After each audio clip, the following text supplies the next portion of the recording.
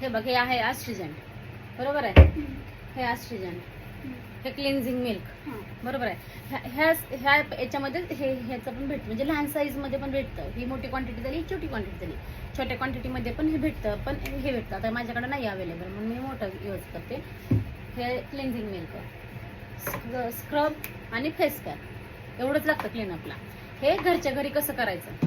Okay, पहिल्यांदा काय करायचं, कॉटन घेऊन, तू म्हटलीस ना कॉटन कशाला लागतंय.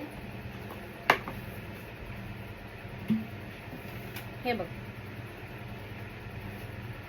हे अस्ट्रिजंट आहे.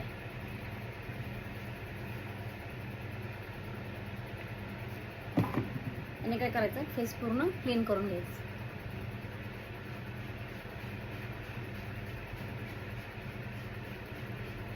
याने थोडंसं झणझण करते, आग पडते थोडीशी बरं का, पण कंपल्सरी यूज करायचं. जेव्हा आपण क्लीनअप करतो, फेशियल करतो, ब्लीच करतो, त्यावेळेस हे कंपल्सरी यूज करायचं. अशी घाण निघते फेसवरची, एवढी घाण निघते जेव्हा आपण हे क्लीन करू त्या, म्हणून तेव्हा हे यूज करायचंच, कंपल्सरी यूज करायचं. बघ किती फरक दिसतो लगेच, जाणवतं काय.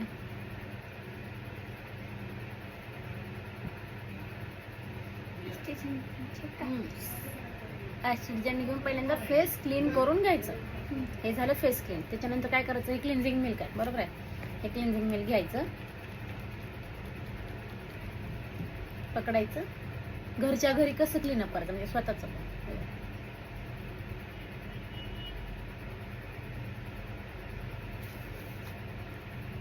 बघ